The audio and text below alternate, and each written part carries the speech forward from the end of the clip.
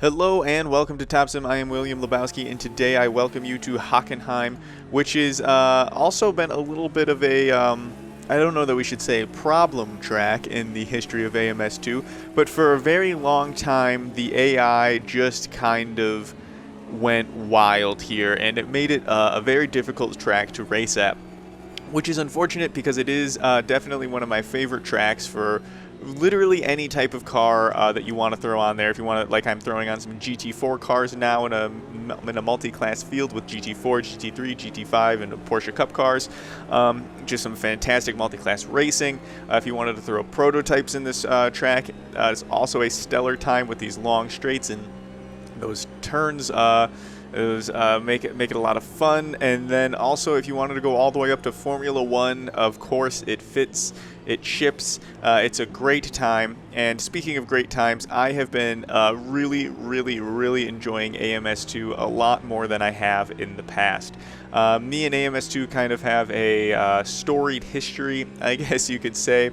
When it first came out, I was really excited about it for the same reasons that are still appealing about it today. I do like that there is a wide group of cars to choose from, a very unique group of cars to choose from. It is not the standard group that you might expect to find in any other sim. That isn't something like ACC that only offers you, one or two, classes of cars. If you're just looking for GT3, GT4, the Porsche Cup cars, that's really all you can get in ACC, which can kind of leave the experience to wanting a little bit more sometimes when you're not interested in just playing or just driving those one particular group of cars. So there is the group of cars that you can find in AMS2. There is just the striking beauty. To be fair, it's one of the best looking sims rather that's out there. I don't think many sims can really give it a run for its money, especially when it starts getting to be sunset, which we will see in this race. The day-night transitions are pretty stellar, as well as the nighttime driving. Lots of nice detail around the track and with headlights. A little mistake from me. This is also just a quick tidbit that mistake reminded me. This is not going to be a perfect race that you're seeing from me. There's going to be mistakes. There's going to be comebacks. It has a little bit of everything. It was just a good, fun time. It looks great. It's great day and night transitions. The immersion in this game is really top tier. It is, and I can't exactly explain why, because the driving experience is not perfect, so to say. I think if you were to compare the car behaviors and physics to something like ACC, you might find this game, or this sim rather, to be lacking. But when it comes to just immersion in the race, it keeps up top tier.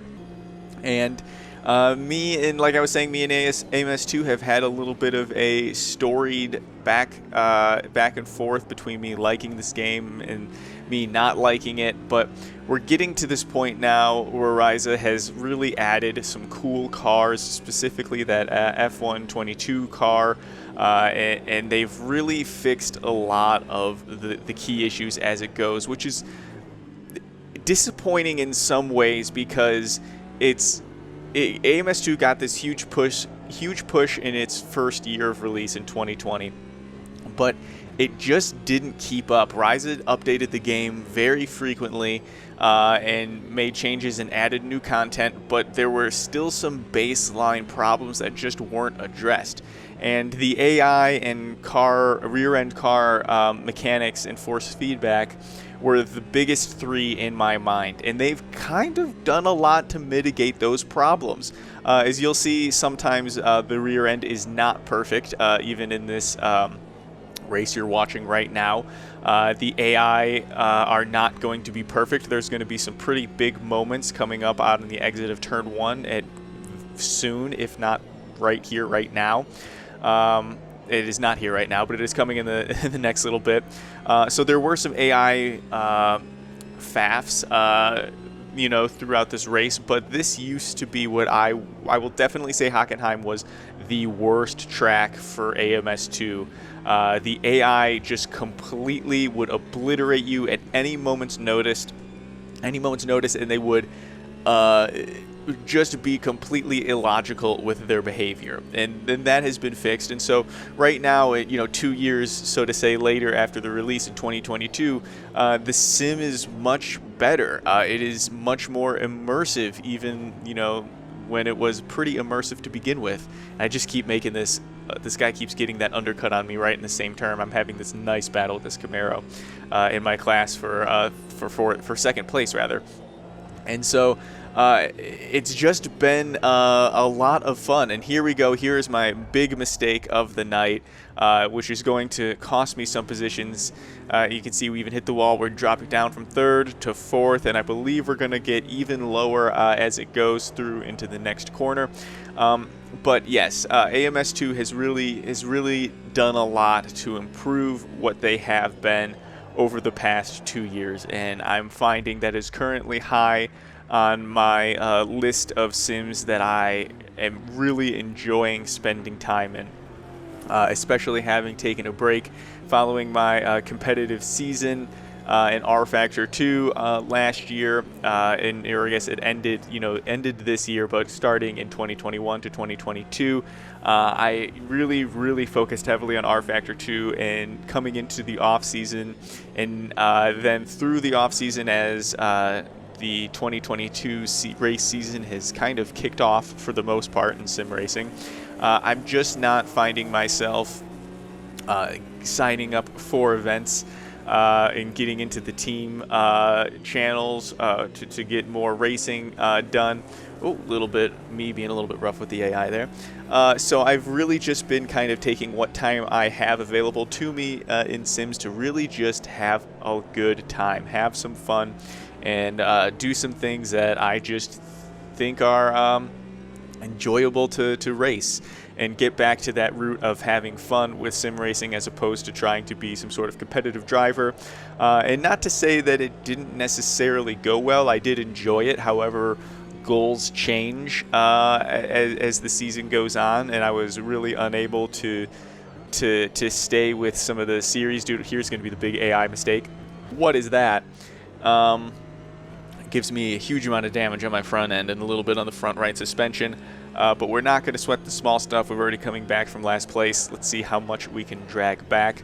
Already up into 6th in class.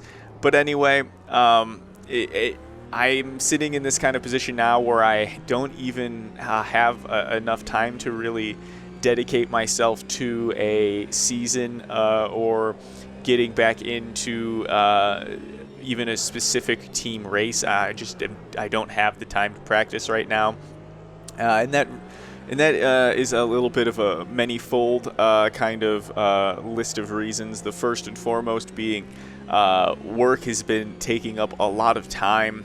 There's just one thing after the next has kind of gone wrong for me in terms of car breaking down several times, needing repairs, which has been real frustrating, to different errors like my apartment complex. I paid the security deposit, but they took my security deposit and applied it to the next portion of rent. And so they're like, oh, now you owe us, hundreds of dollars to put towards your security deposit, even though it's something that I already paid. So there's just been all of these frustrations that pop up and keep me out of the sim, keep me out of playing games in general, playing video games in general. And in addition to that, I've started going to the gym over the past 3 months. I've in my 3rd month of lifting, and I have just really been connecting with that since right away from the beginning. It was a love at first sight, so to say, and I wasn't exactly sure that it was something that was gonna jive with me, so to say. In the past, I kind of have thought it was maybe a douchey activity, or just maybe something I didn't understand or didn't quite get. But in recent months, it's just been a huge key for me and staying sane and keeping my happiness going. So that has taken up some time at the in the night where I would spend playing video games or sim racing, which has been a little bit disappointing. I even especially imagine for my friends that I play Warzone with pretty regularly, as I'll have to miss out on matches to get some time in the gym. But I'm really, really loving that and connecting with it. And here we are down to the last lap. You can see we lost 2 positions really, really quickly. We really want to get that 5th place back as we dropped down to 7th place on this lap.